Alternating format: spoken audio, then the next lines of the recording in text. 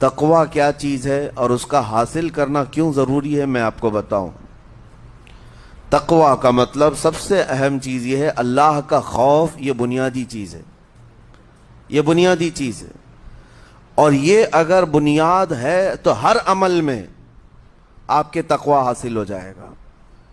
نماز کیوں پڑھتے ہو؟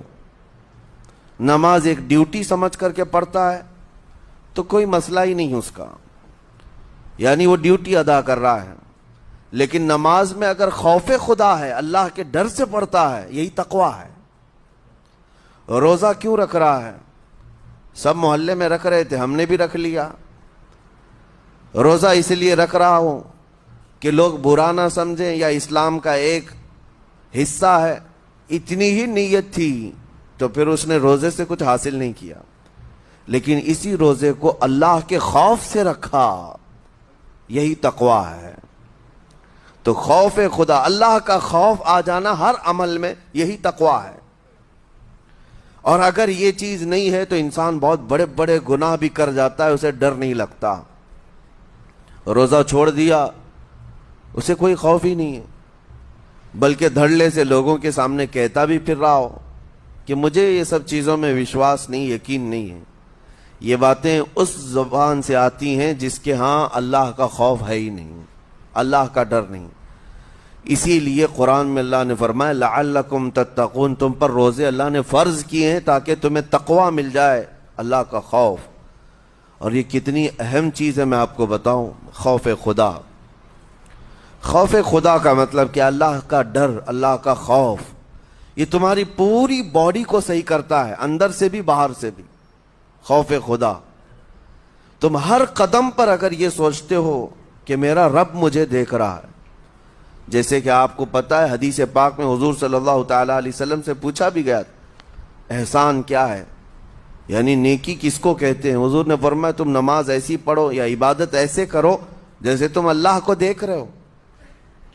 اور اگر یہ نہیں ہو سکتا تم سے تو اتنا احساس تو رہے کہ اللہ تمہیں دیکھ رہا ہے، تو ہر عمل میں تمہارے یہ سوچ آئے کہ مجھے میرا رب دیکھ رہا ہے، تمہارے قدم سنبھل جائیں گے۔ آج آپ مسجد میں بیٹھے ہیں، ادب سے بیٹھے ہیں، حالانکہ ایک آدھے گھنٹے کے بعد جسم کو پھیلنے کی حاجت ہونے لگتی ہے، تھوڑا پیر پھیلا لوں، پیٹھ کو ٹیک دے دوں، نہیں کرتے آپ، اس لیے کہ آپ کو احساس ہے کہ امام صاحب دیکھ رہے ہیں، مفتی صاحب دیکھ رہے ہیں، یا پھر مجمع میں لوگ دیکھ رہے ہیں۔ تو یہاں پر ہمارے دیکھنے کے احساس سے آپ کے پیر نہیں پھیلتے ہیں، آپ پھیل کے نہیں بیٹھتے۔ تو ہم میاں نہ سزا دینے والے نہ جزا دینے والے ہیں۔ یہی احساس اگر اللہ کے دیکھنے کا ہو جائے کہ میرا رب مجھے دیکھ رہا ہے، تو پھر آپ کو کسی نگرانی کی ضرورت نہیں، کہیں کسی سی سی ٹی وی کی ضرورت نہیں۔ اللہ کا خوف اگر بندے کے دل میں آ جائے، وہ ہر لمحے، ہر گھڑی، ہر علاقے میں محفوظ رہتا ہے، اپنے آپ کو محفوظ رکھتا ہے۔ میرے عزیزو، 4 سال کی عمر ہے امام اہل سنت فاضل بریلوی رحمۃ اللہ علیہ، امام محمد رضا خان رحمۃ اللہ علیہ، 4 سال کی عمر میں روزہ رکھ لیا۔